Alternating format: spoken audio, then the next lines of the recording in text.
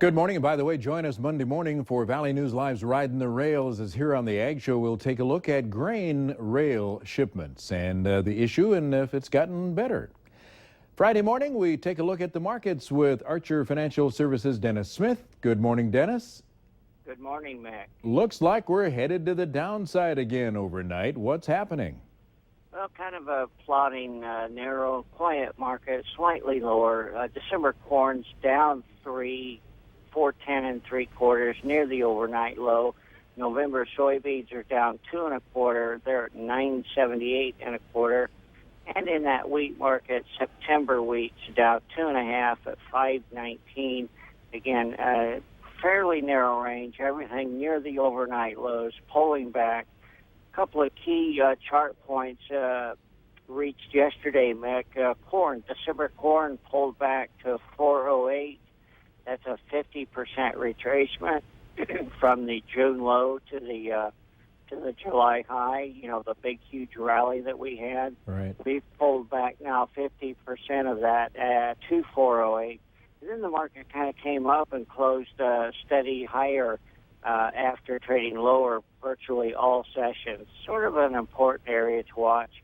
The soybean market, Mick, despite the setback we've seen off the highs, when you look at the chart pattern, the weekly chart pattern is bullish in soybeans. The daily chart pattern in the August and in November contracts also still remains bullish. Market remains inverted, meaning that there's no carry in the futures, and it's just a market that refuses to sell off. Well, at least you have some optimism in there this morning, Dennis. There is something, I guess, to hang our hat on. Yeah, we're going to be busy today, in fact, kind of coming into the market with bullish option strategies with our spec traders for sure, some of our other producers that have sold old crop and are looking to sort of regain a foothold in the market or, you know, regain some ownership. Will be establishing these positions. So I'm actually very hopeful. Possibly, Mick, it's the heat wave in Europe that's supporting these markets. All right. A commodity that's not an ag commodity, but it is a North Dakota product. It's crude oil, back down to the 40s. But oftentimes crude oil does drag down ag commodities. Well, yes, and in general, the whole commodity sector has been working lower.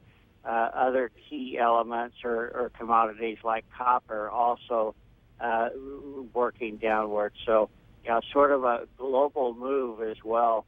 Yet, again, I'm impressed, especially with the soybeans and the soybean meal.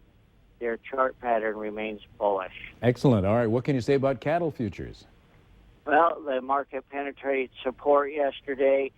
Maybe they stabilized today, but it is a pretty negative-looking chart. We actually took a lot of profits yesterday. All right, very good. Dennis Smith, Archer Financial Services. Always appreciate your Friday input. Have a great day. Thank you. All right, 4:54 coming up next. Check of the forecast and a preview of what's coming up next on the Valley today.